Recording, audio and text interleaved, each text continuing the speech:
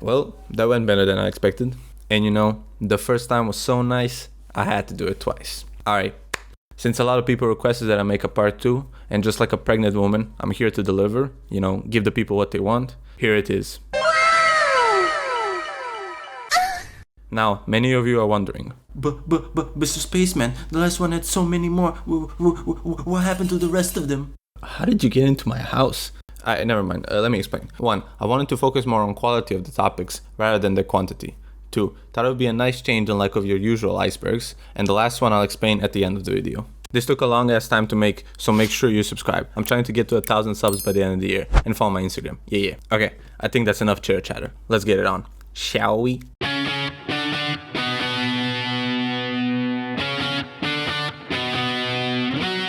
Bryan Lee O'Malley's band name in the comic. At the beginning of volume 2 of the comic, you get a backstory of how Scott met Lisa and Kim in high school, and the formation of their band, Sonic and Knuckles. The names of the two most famous Nintendo characters. Real creative, Bryan. On the poster of their high school festival titled Lunchapalooza, a play on the name of the actual music festival, Lollapalooza, on the poster you can see a bunch of other names like Imperial Otter, Sarah Walker, and Nemesis. We know that Bryan was in some bands when he was in his 20s, and the name of one of them is Imperial Otter, another one being Honey Deer, which I don't know if he mentioned, maybe I just missed it. And I don't know the references of the others on the poster, maybe I just missed it. Let me know in the comments if you know. Julie is secretly in love with Scott Pilgrim.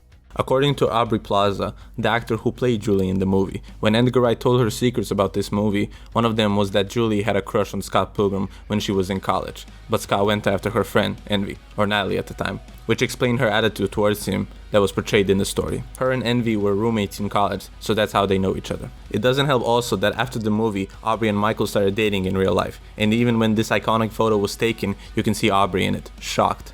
But Bryan heavily denied this claim, saying, "That one was bullshit. Plaza making shit up." Lawrence West. Lawrence West, or his full name, Lawrence West Pilgrim, is Scott and Stacy's younger brother. He shares very brief moments in the comic, anime, and game, when in the comic, Scott confuses him with Gideon when his parents visit him. But Bryan felt he was going way too left and wanted to focus on the Scott-Ramona relationship lane, and that's why we don't see him that much. His plot was he was supposed to work for the Katayagi twins and Gideon because he owed them money, but as we know, Julia was used by the twins instead of him. There were sketches of him in the extra scenes after the 5th book, where Bryan said that he went to university in the US, became a millionaire, and married a supermodel. Canon? I don't know.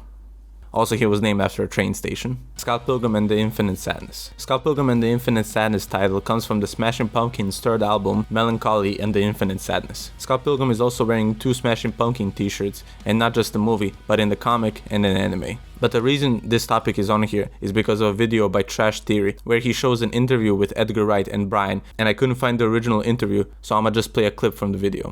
Is there an album that you think it should be played alongside Scott Pilgrim? Dark Side of the Moon style. Yeah, maybe something by the Smashing Pumpkins. Oh, there you go. Well, obviously, you know, the Infinite Sadness, Melancholy and the Infinite Sadness. Yeah, that's a pretty long. I guess that's probably about 2 hours. I think it'll probably work. Yeah. There you go. I suggest you should watch this video because it wouldn't be fair if I put the entire thing here. When I saw it first myself, I know I had to put it on the iceberg. So yeah, let's just move on to the next. Scott Pilgrim characters that appear in seconds. Bryan isn't shy of referencing his interest in previous work into his comics. So in his comic Seconds, that created right after Scott Pilgrim, you know there are gonna be some appearances of Scott Pilgrim in it. The most famous is Bread Makes You Fat, that I mentioned in the previous one, but that ain't the only one. In this panel you can see Ramona and Scott just chilling in the restaurant. At the top of this panel you can see Julia and Stevens eating, which the way I see it looks like a date, and down here Lisa is just chilling. I don't know what she's doing, but she's cute, so we gonna let her slide. In this one we can see Steven and Joseph entering the restaurant, and here we have Stacy Pilgrim just drooling out her mouth looking at the menu. Also Knives has an appearance, and there's many more, like Ramona's subspace suitcase gets a shout out and Scott's base gets a mention. There are of course many more, but I mentioned the ones worth mentioning. Herself the Elf. Herself the Elf is named one of the Sex Bomb songs which Ramona wears in the comic. But ironically, Ramona stated that she doesn't like Scott's band. But why would you wear a band t-shirt of a band that you don't even like? Makes no sense. Scott Pilgrim in Paul. In the movie Paul, Bill Hader runs into a comic shop to catch the alien. In the screenshot you're seeing now, we can see the Scott Pilgrim full color Nods Ends 2008 special. To me this wasn't a coincidence, because Bill Hader played the voice in the movie, so they definitely put this as a fun Easter egg. Scott Pilgrim promo posters. Okay, I only put this here because of how goofy Michael Cera looks in this. I know they were trying to recreate the comic, but bro, they're drawn for a reason. You can't be doing this. Also, I found these Evil X posters they also made. They look fucking sick. So since we're talking about posters, thought I should mention it too. Alternative comics. There are many versions of this comic, so let's just go through all of them. I didn't put them in order of when they came out first, so didn't expect it to be like that, but I know it started with the original 6. They came out in black and white, the color hardcover, which is the one I have, the color collection, which is interesting because instead of 6 books, there's 3, adding 2 into 1. There are the Evil edition with the Evil X's on the front, the precious little slipcase, the 20th anniversary box set, the Japan version with 3 books instead of 6, and I think that's it. If I forgot something, let me know in the comments. I don't think I did, but you never know. Bryan Lee O'Malley cameo in the movie. I have no idea how I missed this. But yes, the brain behind the Scott Pilgrim universe actually makes an appearance in the movie. Before the Clash at Demon Head performs at Lee's Palace, we can see Bryan talking to a random woman. But surprisingly, even though he is the creator of the franchise, he isn't credited at all for playing the extra in the movie.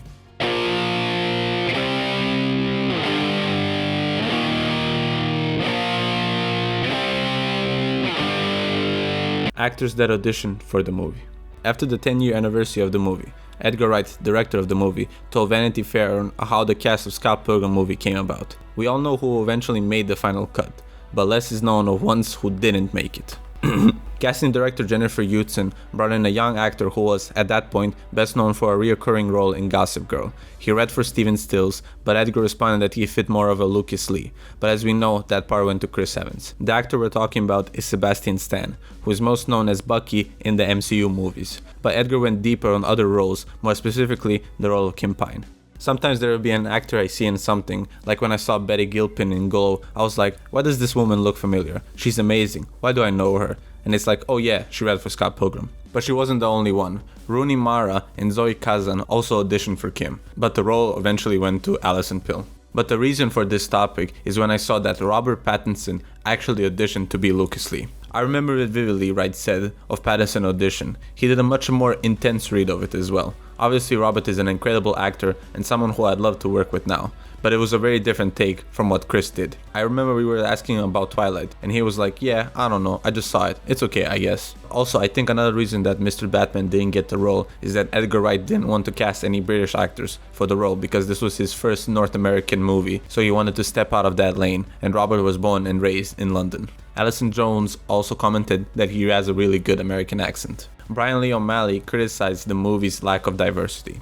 After being questioned by a Tumblr user on why the movie doesn't have many people of color, that only Matthew Patel and Knives were the only non-white people in the entire movie, Bryan responded, I think it sucks that Scott Pilgrim came out so white. As a mixed race kid myself, white and Korean, he said that growing up for the first 20 years of his life, it was only white people and a little bit of Asian. So that's what he put in Scott Pilgrim. He said that if he put more people of color in his comic, that it wouldn't be so whitewashed. And that he's happy for Ellen Wong, the actor for Knives, because this was her first ever major movie, and that he's happy for her. And that is why he wanted his next comic, Seconds, to feature a lot more other races, not just white. Also attaching a picture of him with his family. Cute. Kim and Lisa were the first characters ever made. On Bryan's Tumblr, Flaming Death Rat asked him, I read somewhere about a webcomic you did called Style, but can't seem to find it anywhere. Does it truly exist, or is it just another internet myth? And Bryan responded, I did a comic called Style for some website around 1999-2000. It was about 3 high school girls. The main character was Lauren Wood, the other 2 girls were Lisa Miller and Kim Pine. He commented that Style lasted only a few weeks and it was pretty bad because he said the characters didn't have much personality and it didn't develop besides some silly jokes. Obviously Kim and Lisa were later reused in Scott Pilgrim, but you can also catch Lauren in the flashback of Scott's high school days, with Kim and Lisa as a background character in Volume 2. And she made an appearance in Scott Pilgrim vs. the Animation. Lisa was supposed to be on the cover of Volume 4. Early sketches of the cover for comic book number 4, we see Lisa hitting the nastiest JoJo pose I've seen, and this one where she's trying to be as seductive as possible. And it works. Bryan Lee O'Malley got a job a day after Scott Pilgrim Volume 1 came out. In this video by user Matt titled How a Broke 24-Year-Old Created a Media Empire, where he talks about the story of Scott Pilgrim and Bryan's come up, I thought this was an amazing video, and Matt for fuck's sake. And Matt even got an interview with Bryan, and what better way to get the story than the brain behind it all. But the thing that stuck out to me is that after Volume 1 has just finished, and Bryan was set to sell it to people at Comic-Con, but he has missed his deadline and didn't have it for the con. He only had a few copies of his previous work, Lost at Sea, and Scott Pilgrim's Precious Little Life pre-orders were less than 500 copies. And after that day, he asked his friend to help him land the job. But we all know he wouldn't be working that long, because after some time, right before Volume 2 came out, Edgar Wright got his hold on copy of Volume 1. And the rest is history. Winifred Haley. Winifred Haley is a teenage actress, a ninja that can clone herself, who appeared in Free Scott Pilgrim. This isn't the only time we see her. She had a brief cameo in the movie as she was seen on the movie set at the Lucas Lee fight. She was supposed to be the sub-boss in the video game, but it was cut due to time constraints. Last time she was mentioned was in Takes Off, where after Ramona confronted Lucas on where Scott was, Lucas said that he couldn't have kidnapped Scott because he was at the movie premiere where he got drunk and puked on Winifred Haley. Still think I kidnapped the real Scott Pilgrim? No, I don't see you as a kidnapping guy. Or a portal guy. Good, because I didn't. That was the night of the Teen Sorcerer 4 premiere in LA. I got blitzed and puked on Winifred Haley. You can find the photos online. What happens after Scott Pilgrim? Well, according to Bryan, we all cry and go to bed crying.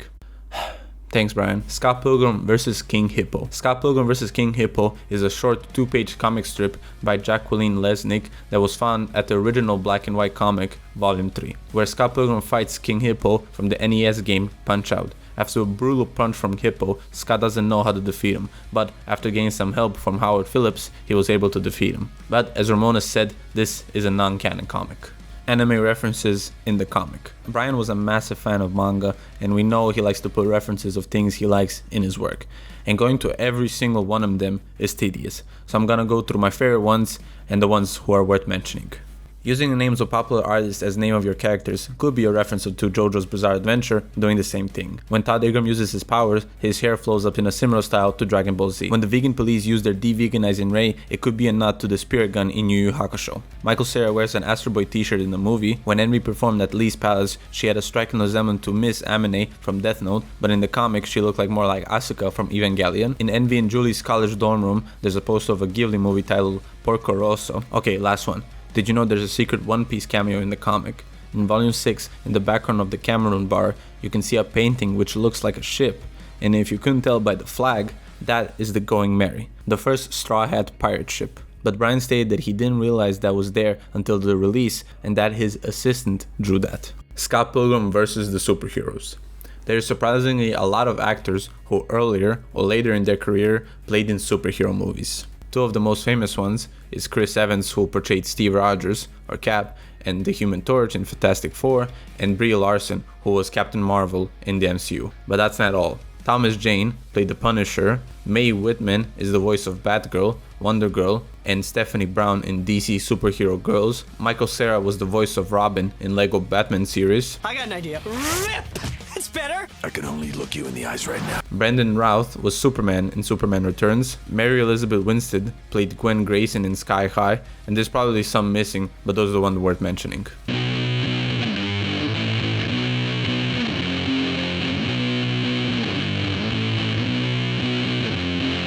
Pilgrim's Punch-Out! Pilgrim's Punch-Out was an Apple mobile app created by NBC Universal to promote the movie. Pilgrim's Punch-Out is a third-person 8-bit fighting style game where you can beat up all the evil exes. After some fights, the player will be instructed to a cutscene resembling a fight scene from the movie. Like after the first fight, the cutscene resembled the bus scene with Ramona and Scott. There was an unlockable video and picture gallery, but it was only viewable after you beat the entire game. Much like how Scott Pilgrim the game was delisted, it was the same with Pilgrim's Punch-Out, delisted from the Apple Store. Scott Pilgrim's Dad. Scott Pilgrim's Dad comes from the short spin-off comic that was shown at the end of graphic novel 2 titled Monica Beetle. The story shows Vincent and his friend in 1974, where he tells the story to his friend of how him and another woman were attacked by aliens, how they defeated them, and how they took over their little spaceship.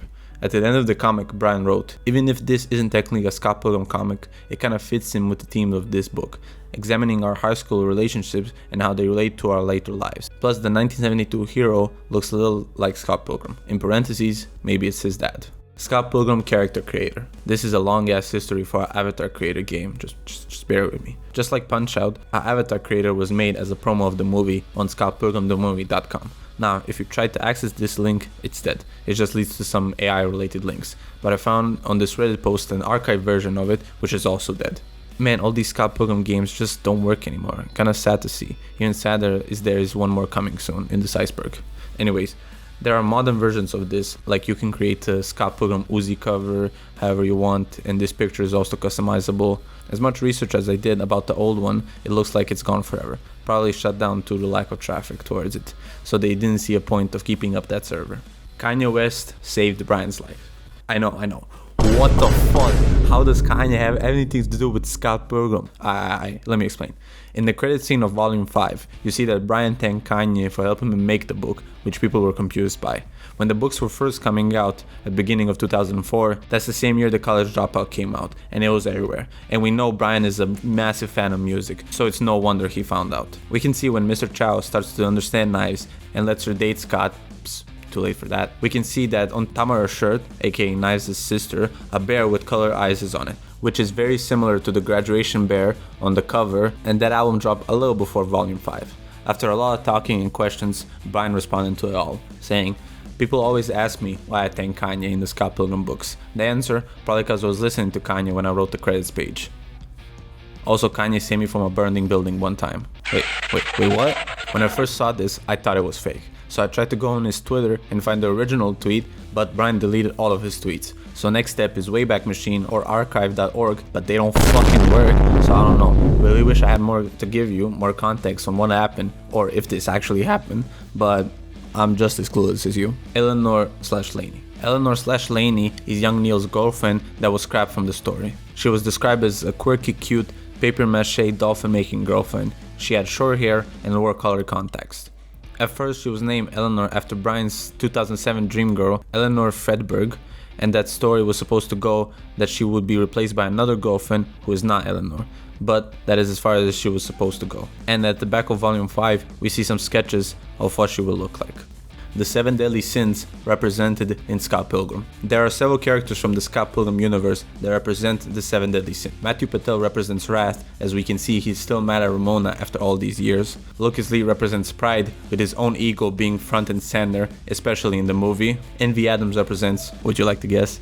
Envy, showing a very angry and mean attitude towards life after she became famous. Jealous of other people's lives being better than hers, she had to show off too, with fancier clothes, bigger hits, and bigger appearance. Todd Ingram represents gluttony, with him eating non-vegan food but still swearing he's vegan just so he can keep his vegan powers, but eventually that gets up to him.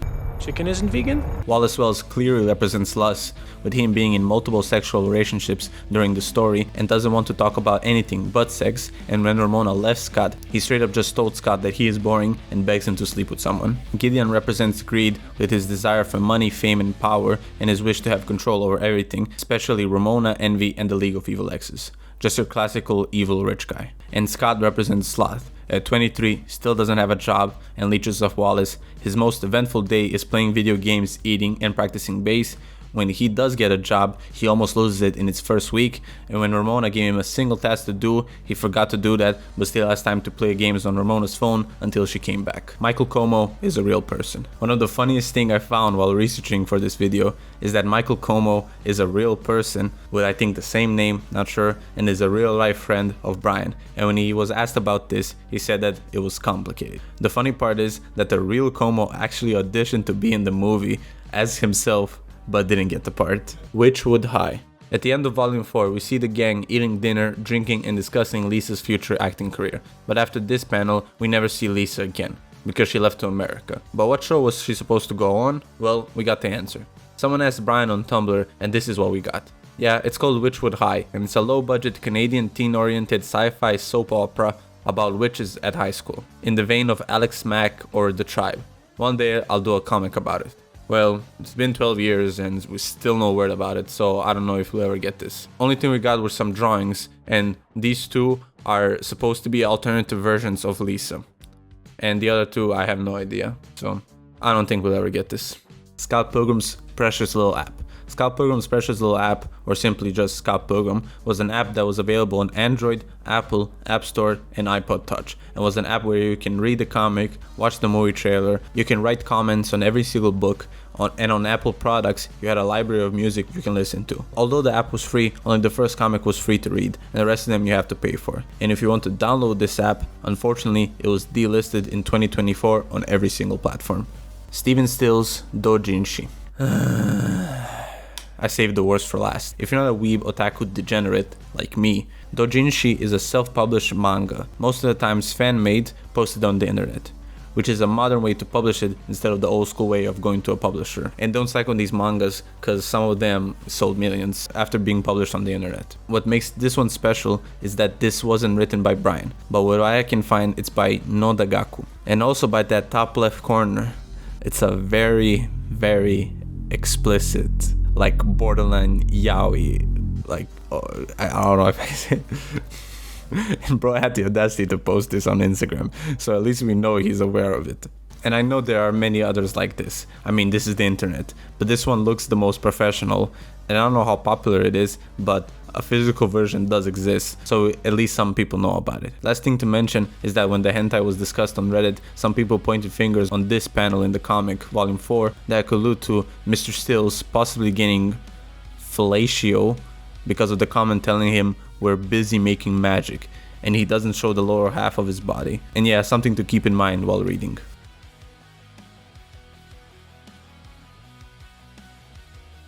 Holy shit. Part 2 finished. I'm so happy. I'm so happy. If you could have seen me, I'm smiling ear to ear. So glad it's done. So let me just yap here for a minute. I'm not gonna edit this. This is real raw footage. So bear with me for some 5 minutes. I gotta talk. Just gotta say something off my chest.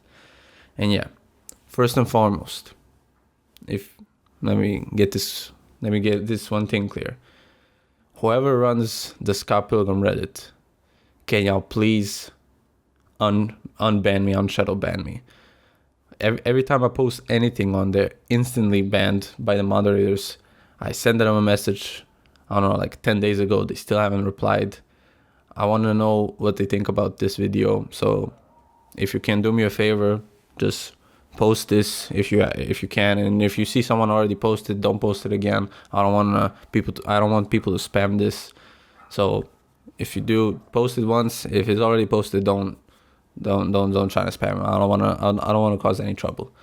But yeah, I will do it myself, but I can't. I hate asking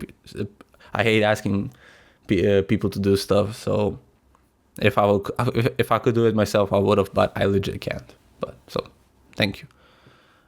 Part 3 is not gonna happen, not anytime soon. Like I think I talked about everything there is to talk about. Of course, there is some things I haven't mentioned, but they're not interesting enough to make a video on. So, and it's like not too many. Maybe I missed like something, but I don't think I have. I think I've talked about pretty much everything you can talk about.